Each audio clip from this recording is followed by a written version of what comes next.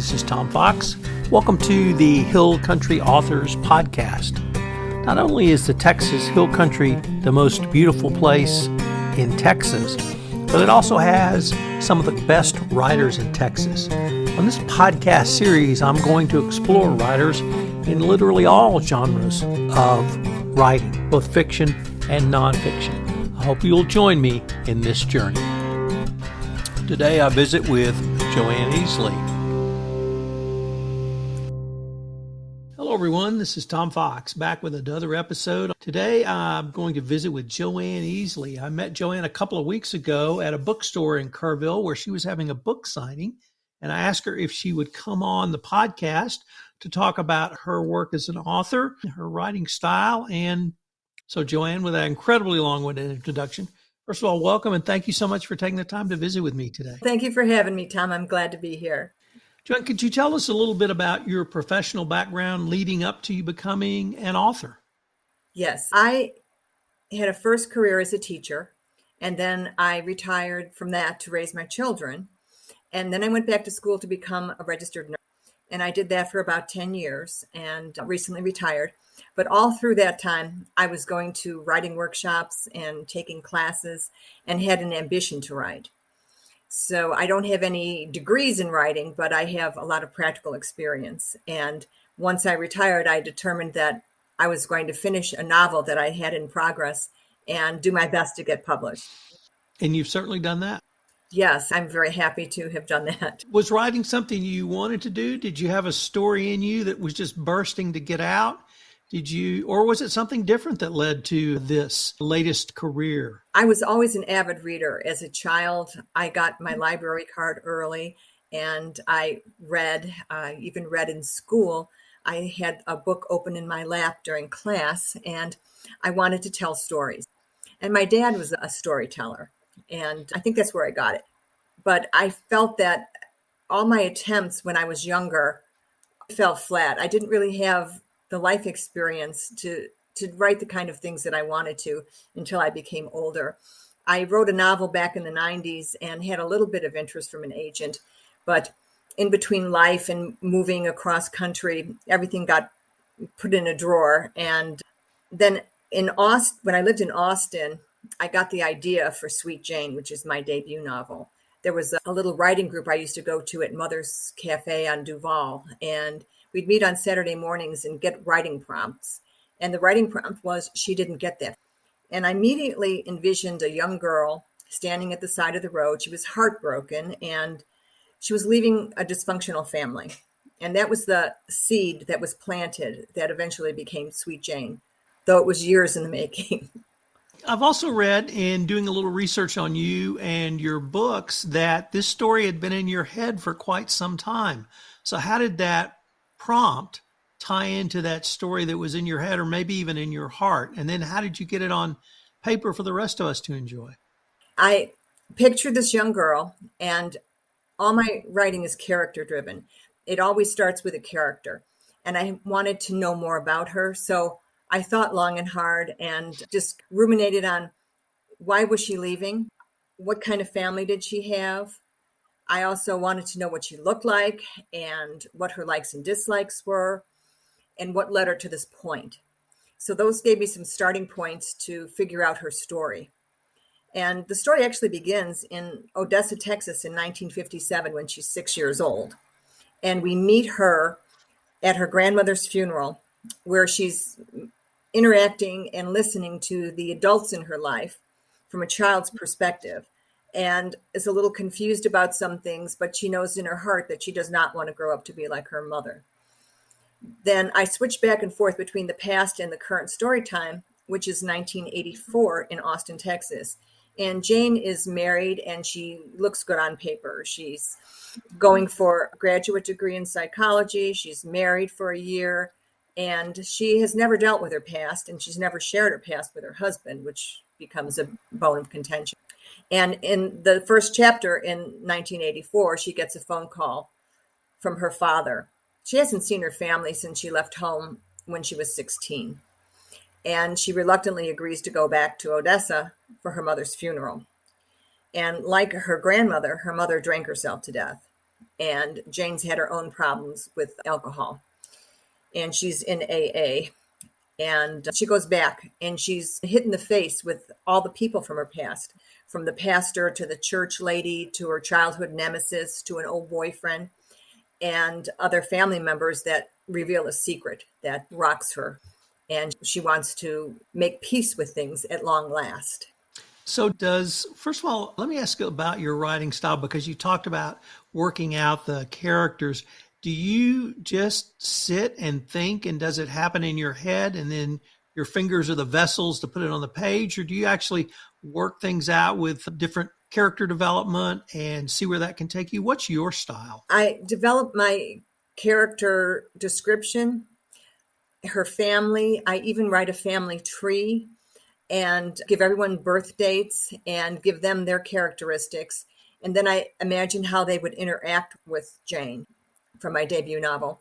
And I get my inspiration from usually physical exercise. When I'm swimming, I get ideas. It just pops into my head something that happens in Jane's life. And I go, I'm going to take it in that direction. And then I'll sit down and write. I try to make all my characters more well-rounded and not flat on the page. They have their own dislikes and their own quirks. So it's a long process. I'm what they call a pantser, Pantser, rather than a plotter. And that means that I just take the story and go by the seat of my pants and put the character in situations. Sometimes my character surprises me by what she does. And then eventually at some point, I do have to go back and outline and get everything organized. I write a timeline, and the first draft is certainly not the final product. I go back and edit.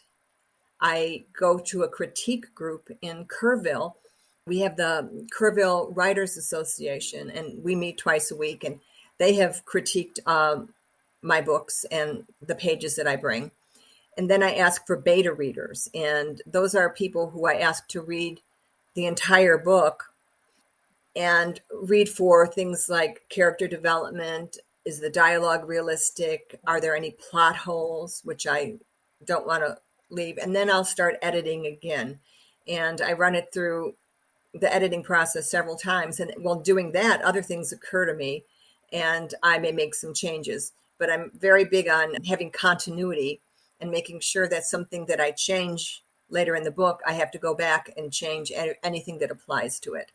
So it's a pretty lengthy process to get a finished product. Have you ever had the situation where you were typing and the words that appear on the page really surprised you as to what a character did? Something along the lines of, I can't believe they did that, and yet you're the author writing the words? Yes, it's like the character has taken over and become real. I feel like I know these women that I write about, that I have created a living, breathing human being that goes out and gets in a lot of trouble.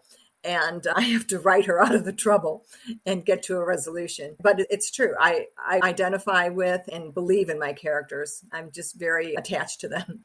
So I heard you talk a little bit at the bookstore about your next book that we're going to get into. And you really describe this as a woman's journey, as a female journey. But listening to you now, it strikes me that this is really an emotional journey, and it could be a male. You write female characters, obviously, but is that correct to say this is really an emotional journey as well? Oh, absolutely. I don't want to be pigeonholed as women's fiction, though I do have strong female characters, or they eventually become strong. In my writing groups, there's a lot of men, and they have really enjoyed both of my books, which I find I'm very happy about that, because I think that the stories can be enjoyed by men and by women. And it's very much an emotional journey. The story, my second novel, Just One, is a story that I wanted to tell for a long time. It was easy for me to write because it's set in my hometown, in my home neighborhood. And I've had to let everybody on my Facebook group from my neighborhood know that it is fiction. It is not reality, and that they are probably not in the book. Everyone wants to think that they're in the book. But I used it as a template for this story. I wanted to tell a story about first love, the loss of that love and how this one character could not cope. And she went on a rampage. It takes place in the 60s and 70s in Chicago. And she went on a rampage against men, trying to seek like a misplaced vengeance and revenge against the male of the species for her loss. She has convinced herself that she will never love again, and she sets out to prove it.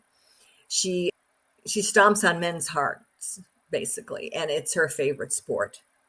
And she does get her comeuppance. She's ambitious to graduate college, and she's working and taking one class at a time. She makes a colossal error and marries someone for his money rather than love. And after a night that she'd rather forget, and she has determined almost from the get-go that as soon as she graduates college and gets a job, she's divorcing this man. But he is lost through suicide, and she's completely at a loss, and she relies on her family to help her recover.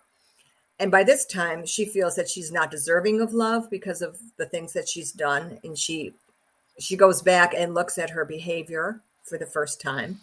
She now has a little daughter that she's raising, and that opens up her heart. And she gets a second chance at love. And it's not an easy path for her, but eventually there's a happy ending to the story. She has to learn how to let go of her first love, that she's just clung to what could have been and what might have. And she keeps totems from him. She has an old T-shirt. She has a bottle of Jade East and a little bracelet that he gave her. And she eventually is able to let go of those relics and start her new life. So are both Sweet Jane and Just One Look about women who are reconciling with their past through their own journeys? Yes. And I guess I like to say I write fiction about complicated 20th century women who eventually figure it out. And that theme is going to be carrying forward into my next book, too. I'm about 80% finished with it. And I've got the first half out to beta reader, and I know where I'm going with it. So it's just a matter of finishing the last 3 chapters. But it's the story of a character from Sweet Jane.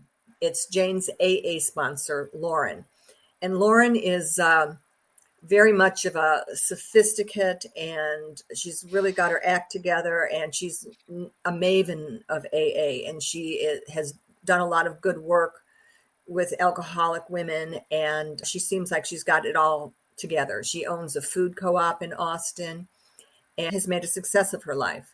But she's been, in Sweet Jane, she's very mysterious about her past, and Jane is curious, and she's in the hierarchy of the relationship is Lauren is her sponsor, so Jane is reliant on her, and she sees Lauren as a mother figure as well. I determined that from the response that I had to Lauren as a character, that I would tell her story. So I had to invent her story from when she was a child. I start when she's in her teens, and she lives on a cattle ranch in Mineral Wells, Texas. And she had been to New York City to visit her very flamboyant aunt, her mother's half-sister, when she was 14. And she was very dissatisfied with the ranch life and wonders why her mother left New York to live on a cattle ranch in Mineral Wells, Texas. So when she's 16 years old, she rides on the Miss Mineral Wells float in the Fort Worth Stock Show Parade. And a modeling agent from New York happened to be attending and discovers her and asks her family if she can come to New York to be a model. And her dad was more supportive of her going than her mother. And it turns out that she was allowed to go because she was going to be living with her half aunt. And that didn't turn out too well. Lauren gets in trouble. She has an affair with a photographer and becomes pregnant. And her life just devolves into a series of incidents. And she ends up being an alcoholic and bouncing around, taking what is called a geographical cure, moving from New York to Dallas, back to New York, and back to Dallas, and eventually Austin, where she ultimately gets sober in 1961. So the first 20 years of the book takes Lauren through all of the events that made her the woman that she is. And when she sobers up, she's able to use the nest egg from her first husband that she inherited and open a food co-op and become successful. Then the book skips forward in time 20 years to when a man from her past, who's her third husband, tracks her down and finds her. And she doesn't know what to do with him. So she appeals to Jane, who's finishing up her PhD in clinical psychology, to help her figure out her life. And it's quite ironic because she's the one that helped Jane settle her life. It also has a happy ending. What was the name of that third book again? I'll Be Seeing You. All my book titles are song titles. Sweet Jane is the Velvet Underground version. She didn't like the Mott the Hoople version. And the Cowboy Junkies version was way after. So it's the Velvet Underground version. And then Just One Look begins with the Doris Troy 1963 version of Just One Look. And as the book is ending, Linda Ronstadt came out with Just One Look, which takes Danny down memory lane. I'll Be Seeing You was my parents' favorite song. And I wanted to write a story, a love story, and use that as a theme. And there's several versions back in the 40s, and I think it's Frank Sinatra and Bing Crosby. They each had a version of it. And Lauren and Brett had a difference of opinion about which was the better version. But it's always song titles for me. I've got another book that's going to be a sequel to I'll Be Seeing You called Higher Love, which is a Stevie Winwood song. And it's continues Lauren's story when her granddaughter that she's never met after she gave that child up for adoption lands on her doorstep and shocks her. And she has to learn how to deal with that. So that's still in the early planning stages. So are there any other general topics that you can envision yourself exploring through your work? Or are you going to focus on getting 3 finished in the next one and maybe go from there? I've got several more ideas, and I've got that old novel in the drawer that I'm very interested in resurrecting and rewriting. And so I've got a lot on my plate and a lot of work lined up for the future. My topics will probably be working your way through difficult times and coming out on top. Well, Joanne, unfortunately, we're near the end of our time. But before we go, we have a special bonus question for you. Okay. I didn't get the chance to ask you at the bookstore, so I wanted to ask you now, what brought you and your family to the Hill Country? My husband and I were working at the Kerrville State Hospital, and we decided that we were going to look for a place to retire. We first took a trip out to West Texas looking for land, and it seems like all of it was flat. So we said, then there's the Texas Hill Country. So we went down the road and we found, and we have 13 acres here. We wanted to retire someplace with a beautiful setting. We have a lovely view of the hills out our front window. The front of the house is just about all windows. And I just love the wildlife. After that horrible freeze last February, about 6 weeks later, I saw a beautiful sight. I saw a black buck antelope. We have a couple of ridges down from the front of our house. I woke up one morning and she was standing there giving birth. And I saw this little black buck born and struggling to stand. And 20 minutes later, they got up and walked away. It was just absolutely wonderful. And I've seen roadrunners and ringtail, porcupine, fox, possums, raccoons, the axis. There's a herd of axis in our area, and I love the whitetail.